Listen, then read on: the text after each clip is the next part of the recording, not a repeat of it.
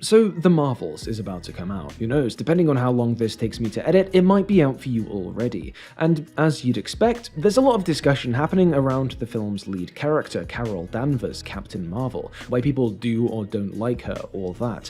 This is typical for one of these movies, but less typically, that discussion never really stopped. Carol seems to possess a sort of evergreen relevance the other Marvel leads, even the A-listers, don't really enjoy in their off-seasons. Specifically, the discussion of what's wrong with Captain Marvel and why people don't like her is one which seems to never end, and to take up far more collective effort than equivalent discussions on characters in other projects, even those fan consensus holds to be weaker. A comprehensive analysis, defense, or critique of Carol's role in the MCU would no doubt take me months to make and take you hours to watch. This video's scope is far smaller, but I have been wanting to make it for probably a year now, because in the sea of Danvers discussion, one curious idea keeps cropping up. The idea that the MCU should have looked to the legacy animated show Avengers Earth's Mightiest Heroes for help with Carol's characterization. It's an idea I've seen on Marvel Twitter, in Reddit threads, in YouTube comments. I'm just showing you the latter because I can get the visuals most easily, with nary a reply pushing back. There seems to be a consensus here then, that Carol was done well in EMH and not so much in live action. So who is the Carol Danvers of Earth's Mightiest Heroes? Who is the Carol of the MCU? Is the gulf between the two really so great? And what can this comparison tell us about the often extreme responses MCU viewers have had to live-action Carol?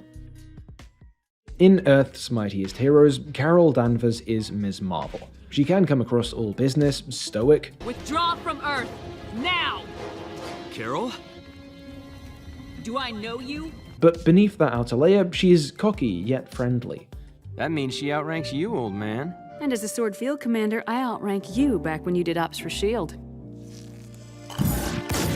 That being said, in dangerous situations, she's certainly a blast first, ask questions later kind of girl. No sudden moves. What, are you on its side or something? It's an evil robot. Yeah, I'm gonna shoot it now if that's okay with you too. No! And those dangerous situations themselves, well, she's rather fond of them. Okay, let's do this, ugly. Carol's not boring, she'll have a bit of fun, but when it's time to be serious, there's no nonsense. My name is Ms. Marvel, and I'm here to welcome you to Earth. Now go home. If someone says she can't do something, that's exactly the thing she's gonna do next. You cannot beat Ronan. You don't know me at all. You seek to face me again. It will end no better for you. Fall!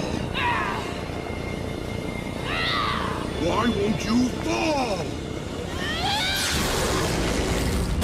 But it's not all about ego. Yes, she's defined by her own power, her own feats, but to a greater degree than most, she's also defined by group identities, the factions she joins, the Air Force, S.W.O.R.D., the Avengers, and her strong sense of affiliation to them.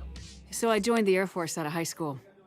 They paid for college, but I re-enlisted anyway so I could fly jets. They pulled me into special investigations not long after. They knew I was a big believer in law and order.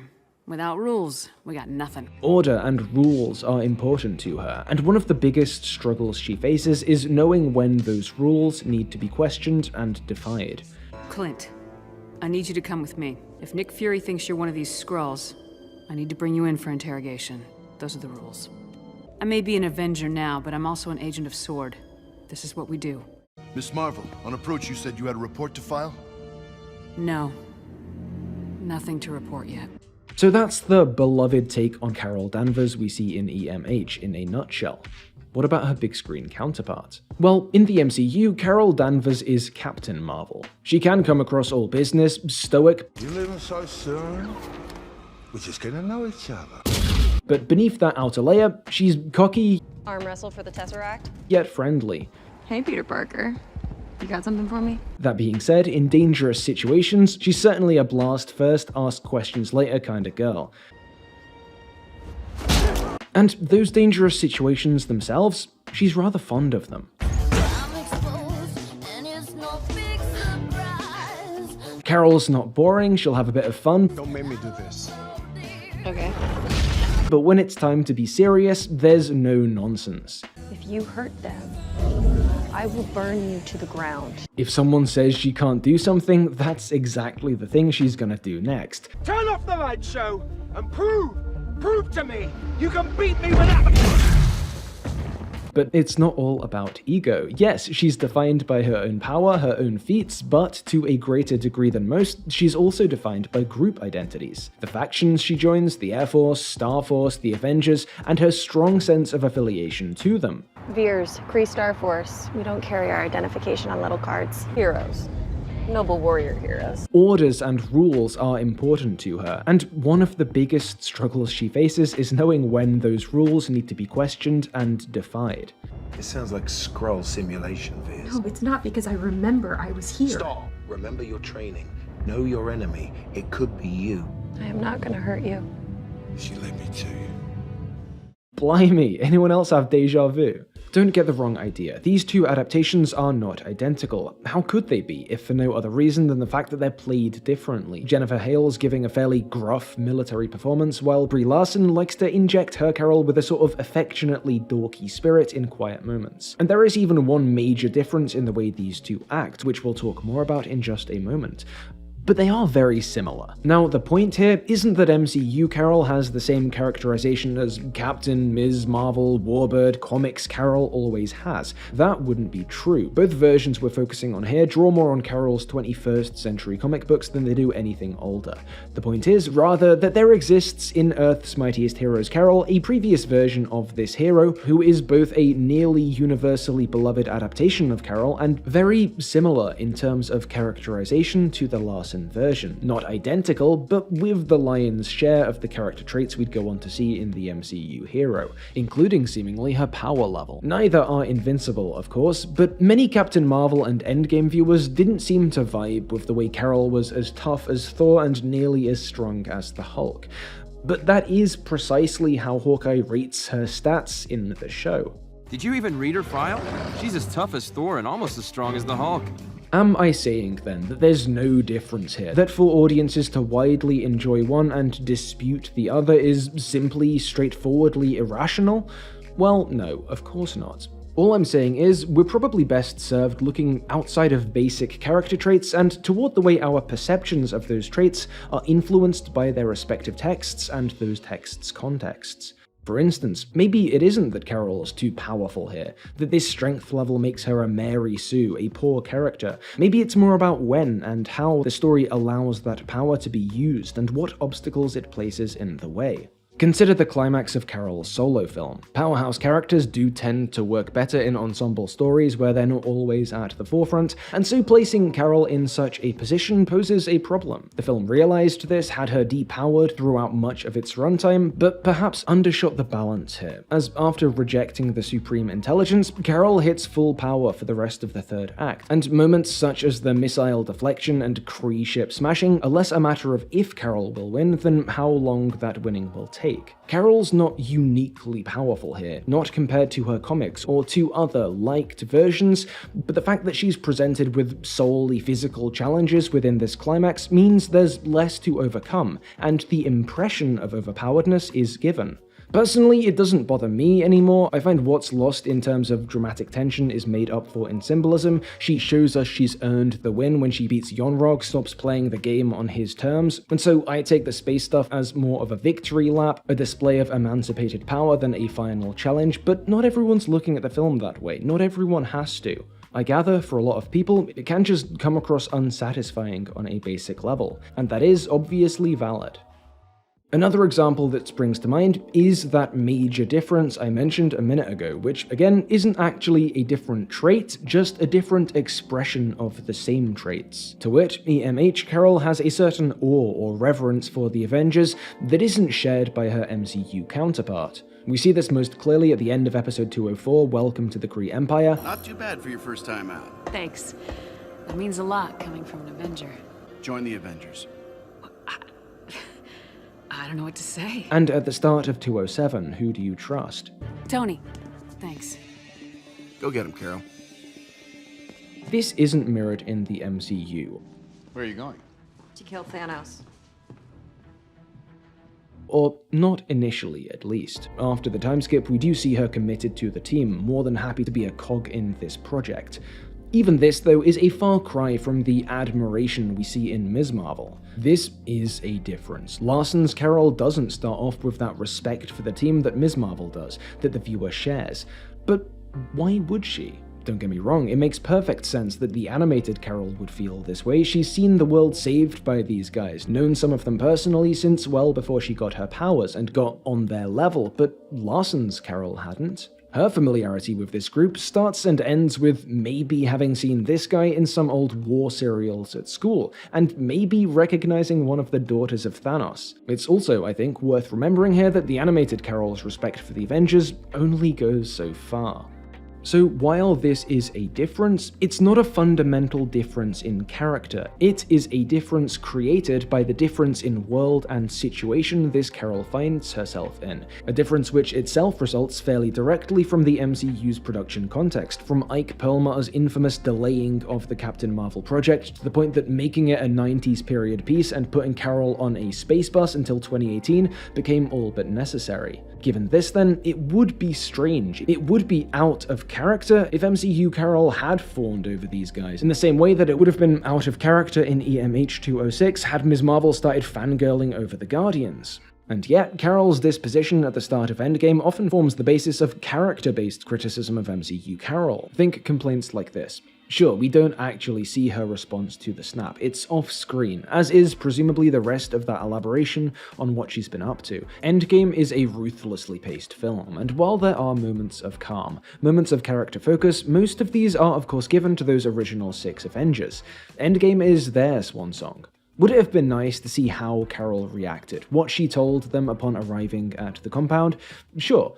But which 3 minutes are you cutting from the film to find that time? So, in universe, of course Carol would have had an emotional response to trillions of people being killed. Of course, she would have given more recent life details, but because her first team-up moment is in the jam-packed Infinity Saga finale, all that is left implied. And we see the scene selection, that is, what we're shown and when we're shown it, contributing just as much to the viewer's impression of Carol as what Carol does, just doing so invisibly.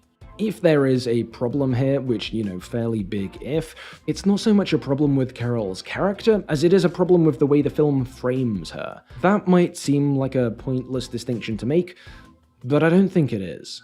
Between these two takes on Carol Danvers, then, the hero's core traits remain consistent. Far more consistent, in fact, than with other characters from this show I've made similar comparative analysis videos on in the distant past. Does that necessarily mean that either are good characters, well-written, praiseworthy, all that? No, it doesn't. But I think the fact that a still beloved take on Carol Danvers and an often reviled one are characterized in very similar ways, share identical core traits, speaks to a wide disconnect between what people are perceiving in Larson's version of the character and what is actually there in that character.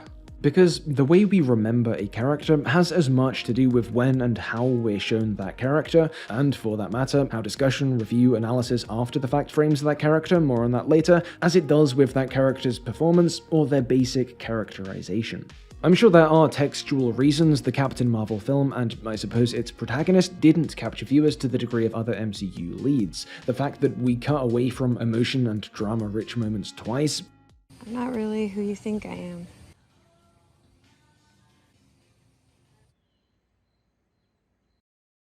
Is that... Wait, what is that? It's not showing up on my radar. Go, Carol, fly!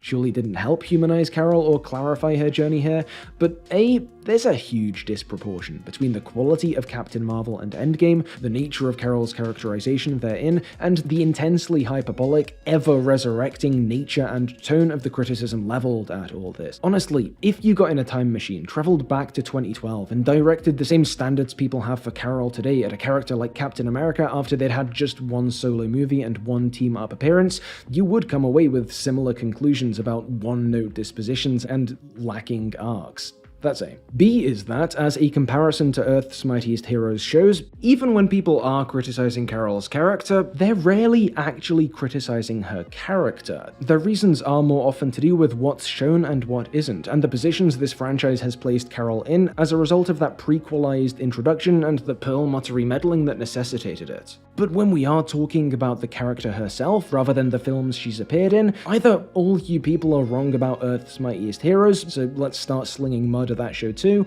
or Carol is, at her core, fine, good even, and not at all deserving of thread after thread, video after video of vitriol 4 years after her last major appearance. And to that you might say, well, remember, she's got a big movie coming out any day now, surely that's grounds for all this critique. But no, remember, if the problem is with the film's handling of her, why on earth are we looping the Marvels with a largely different cast and totally different writing team to any previous appearance of this character into it? Especially since, from the trailers at least, it actually looks a great deal like it's figured out a way to combat that power level problem, saddling Carol with both that temporary teleporty restriction on power use and the less temporary burden of having to wrangle two unruly allies the whole time. Those aren't difficulties that can be punched through. Doesn't make sense, does it? No. It's almost as though for some, it was never about the character or the films at all. In the last 5 or so years, an honest-to-God cottage industry has sprung up around criticizing near enough every little thing Brie Larson said or done, right down to her body language during promotional events.